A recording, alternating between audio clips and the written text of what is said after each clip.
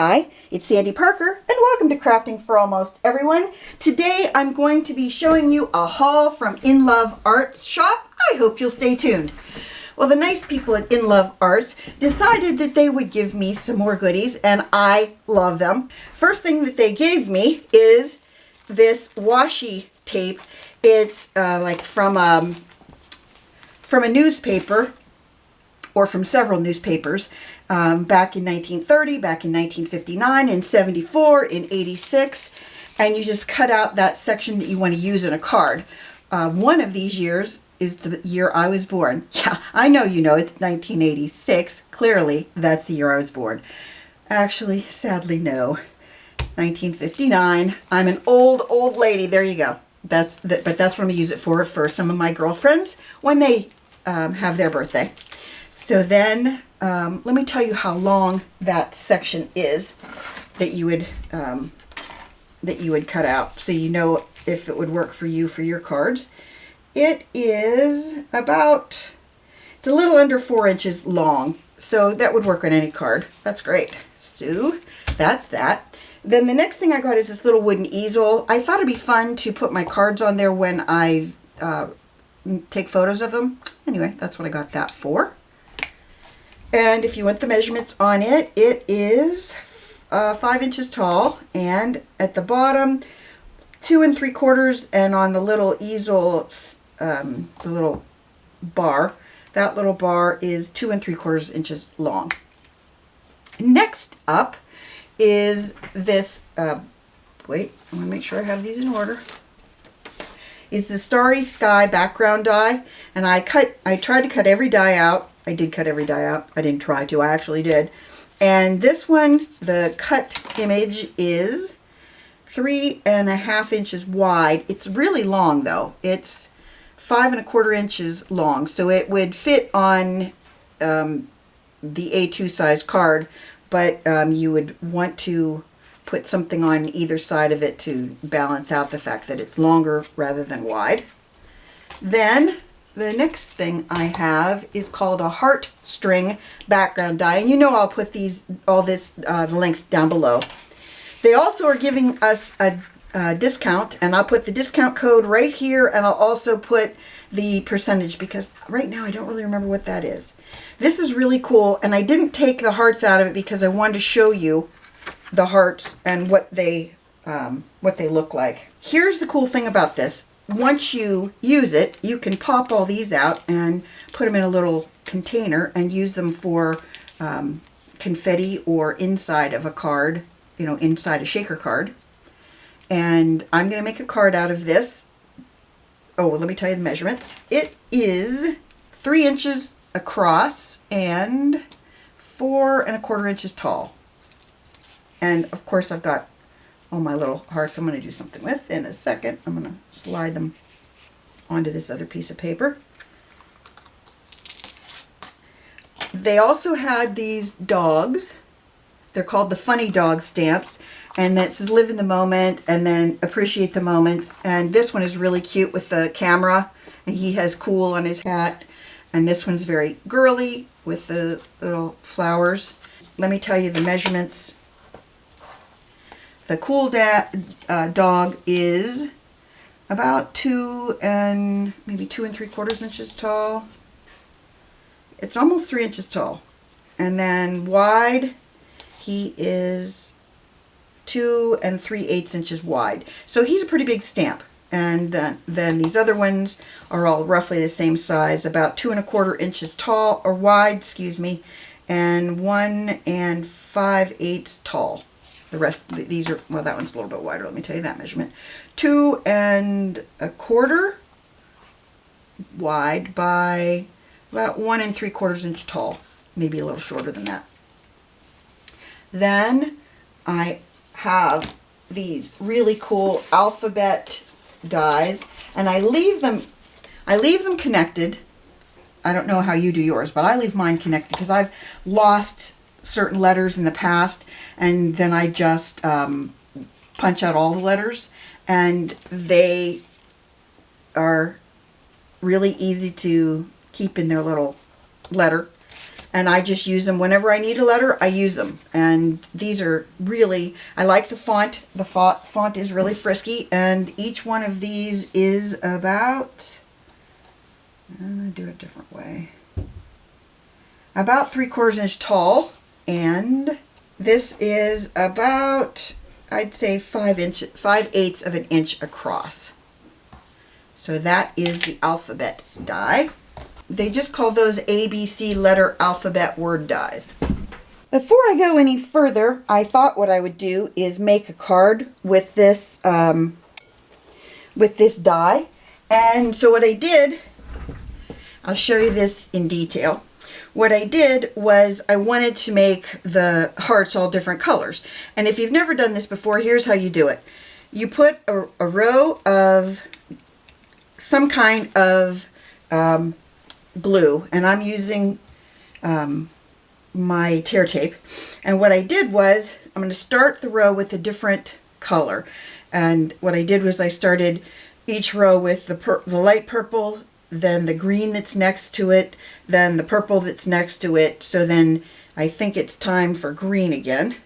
So what you do is you take little strips that you cut that are just big enough to go over your heart. You have to make sure you look at it once you've laid it down to make sure the heart is completely covered. In that case, I missed a little bit of the heart. Then you can flip it over and look at it and make sure it's covered, and it is. And then you go on to the next color, which is light purple. And then you're going to put that one over there. Then it's dark purple. Okay, that's all of them. See how nice they look? And then you just take your, this is backing I put on specifically to attach it to my card base. Well, in this case, I'm going to attach it to something that's a little bit, that's a couple layers of backing. I wanted this to have a little bit of dimension, and I'm not sure yet if I I might do something else with the hearts. I might put some glossy accents on them. I'm not sure. And I used this. This was the what I die cut the alphabet out of, obviously. But I still think it'll be fine for this piece. And all I have to do is, I got a little bit of tear tape sticking out. All I have to do is line it up so that it looks good on all four sides, and then push it down. I think it's looking cuter all the time. Then this is my card base. And what I'm thinking I'm going to do is put this hugs like kind of maybe on an angle. I haven't decided how I want to do this. I want to do it so it's kind of like that, I think. But I'm also going to cover up a couple of these letters. This die came with the surround, and then what I decided I would do is I cut out a couple more. So I have in purple, I have the UGS, and in dark purple I have the whole hug. So I thought maybe I would cut the H out and the S and have the, maybe lay them on the red so the red is almost outlining them, kind of offset. That's what I was kind of thinking. I don't know if that'll work, but that's what I was thinking, kind of like that. I have a new glue pen that I'm really liking from Nuvo. It looks like this. And the way you use the glue pen is you just put little, oh, where's my H? Don't know what I do with my H. You have to push it down to get the glue to come out, and I kind of like that. And you can just make little dots around teeny images like this. I don't know if you need to watch all this. Do you think you need to watch this? I don't even know if I'm in camera with putting this glue on. Well, I think you got the gist of it. I'll just finish this and I'll come back. Okay, so let's put our card together. It's a 5x7 card base. I'm doing it in this dark purple color that matches my work. Then I'm going to adhere this near the top. Try to center it. as much as I can, but you know me. I might not be accurate with that. Then I think I'm going to put my hugs like that. And then I might put some of those hearts, the red hearts over here, and put some glossy accents on it to make it a little bit, to make them stand up a little bit. I also think I'm going to put a little glitter on my other hearts. I put some tear tape on the back of this so I don't have to put glue in a lot of places. And then I'm going to put some more glue over there. I got to grab my Barely Art glue. Just putting some drops here and there. Just making sure that everything has a little bit of adhesive on it. Because remember, that red layer isn't glued in. It's just laying there basically. That looks good. Get everything glued down and wipe off any kind of spots I don't like. So I think I'll just glue 3 hearts over in this section. And so I'm going to make a spot for each of them.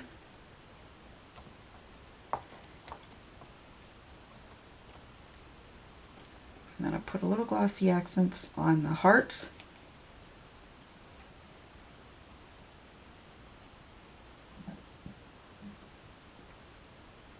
I think I'm going to put some glossy accents on the letters.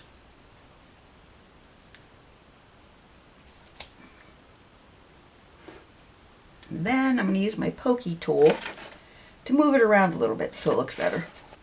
The thing I like about glossy accents is you can move it around and get rid of any spots that you don't really like. I thought about adding some glitter to it, but I don't know. I think with the glossy accents on it, maybe I'll add some glossy accents to some of the hearts at the top. Well, whatever I do, you'll see it later because I'll make sure I show you that. All right, the next thing I want to show you is this. It's called a simple hollow lace frame die. And here's the thing I want to tell you about this particular die. When I took it out of my die cutter and held it over my garbage can, every single one of these pieces came out with no problem at all. That's the first time I've ever used a die that was this intricate, that really everything came out. So I thought I would tell you that. The size of this die is, it is about 3 7/8 inches across, if you can see that. Very close to 4 inches. And it's really, really nice. Gotta say, I loved it. Then, next up is, okay, I wanted to show you these while they're in my Stamp Perfect. What I wanted to show you that was cool is that I took glue dots, the temporary glue dots that look like this. They're called removable dots, and they come in the greenish box. And I put them on the back of these, and then I just stuck the whole thing to my MISTI. And so they came back off the MISTI, and they're still stuck on this, and I think that's really fun because I'll show you. This is just my scrap. It's not the part that is the keeper. Here is what they looked like once I stamped them out. I thought they were really fun and interesting. Anyway, let me tell you their sizes. It says Merry Christmas and Happy New Year. The one that has a bird on his head, oops, on the left is a little over 2 inches tall, and the one on the right is a little under 2 inches tall, and the guy at the top is about 2 1/8, and the guy beside him is about 2 1/4 inches tall, and the Christmas tree is 1 5/8. The little guys in the middle are about 1 5/8. And this one is about 1 1/2. No, probably 1 5/8 as well. So they're pretty good size, but they're a nice size. Like if you wanted to put them, if I'd cut this out of something that was not purple, you could fit one of them inside. Or 2 of them in a tree. That'd be really cute. Anyway, I wanted to show you those because I thought that was fun, and I liked the idea of leaving them on their backing and being able to put the backing into your MISTI so that you don't have to take them off every time. I mean, oh, that backing stuck to my Distress Oxide lid. What are you going to do about that? I don't know. Anyway, so I wanted to show you that, and then you keep the other backing, you know, the part that you normally put on the front of it, and I'm going to put that on the back of it so that it sticks to those blue dots. Okay, let's go on to the next one. And it's this one, the rectangular sunflower die. And I was going to show you something really interesting with this, but now I'm not sure if I can, because it looks like I've lost one of the flower pieces. I'll show it to you anyway. What I think would be neat to do with this is to take another card base. I'm just going to use A2 size card base, which is 5.5 inches tall by 4.25 inches wide. Fold it in the middle. I like to fold it back and forth once because usually that makes it lay flatter for me when I want to do something like this. Okay, I'm going to show you this because it's cool. You're going to take, in this case I'm going to use some Tombow multi-glue. And the reason I'm doing that is because I want to get a lot of it out at fast. I'm going to put it on the petals of the flowers. Doesn't matter if you get glue on the outside of the flower leaves, because you're just going to use this base for another project. And we're going to lay it right like that. And then I'm going to use my pokey tool. This glue works well once it's drying or dried. It's still sticky. So it's going to, even if I don't get these all pushed out while it's wet, it'll still adhere these to the backing. Just take the backing off slowly. You want to make sure each one of these petals comes off.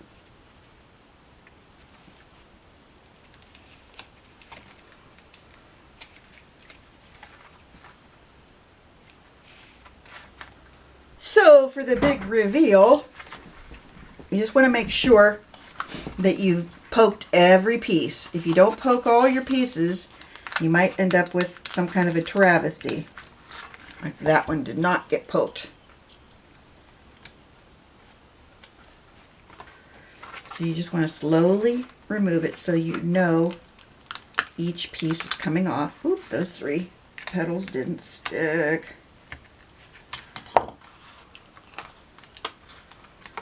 Sometimes it's user error and sometimes it's, if I glued this paper down to the backing, that's not a good plan.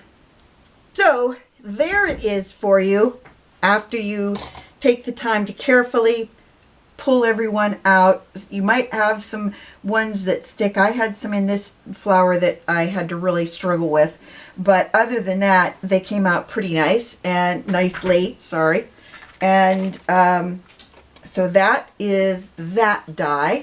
Then I want to show you the maple leaves. Here are the 3 leaves after I punched them out.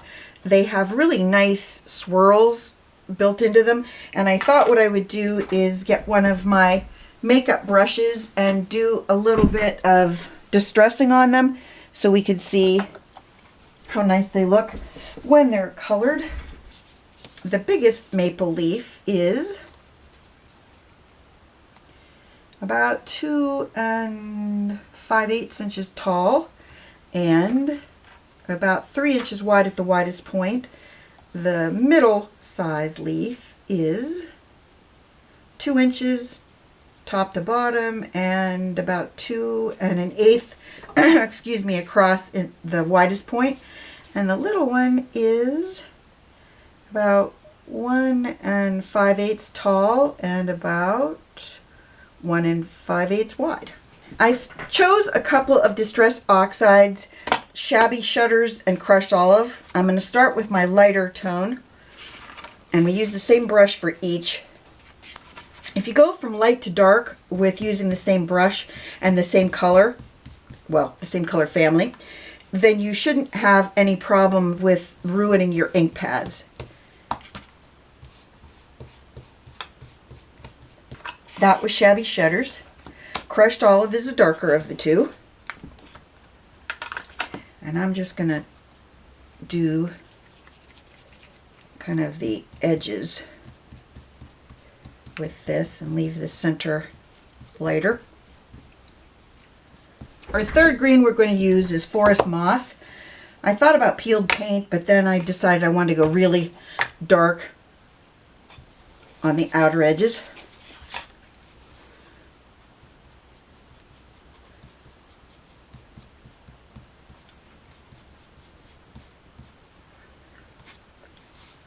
That looks a little better.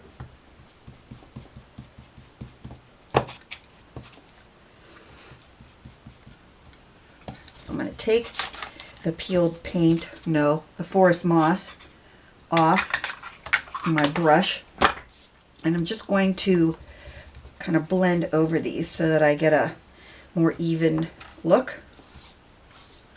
I don't have any ink on my brush. On my brush. I think these look nice. If you want to make your lightest color pop a little bit, you can go back in and put a little bit where you want that to brighten it. I don't know if you can see that, but I think you can see the lightest tone on the middle. The middle one doesn't show up as much as the little one and the big one, but I think they both look really nice. I'm going to give a little more of the darkest to the middle leaf.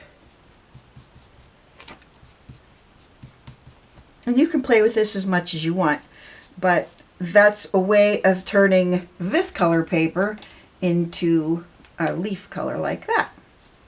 So that was a little fun technique for you. So those are all the things that InLoveArts sent me. I hope you enjoyed this and that you'll give it a thumbs up and subscribe, and please tell your friends about me on social media because you know I love that.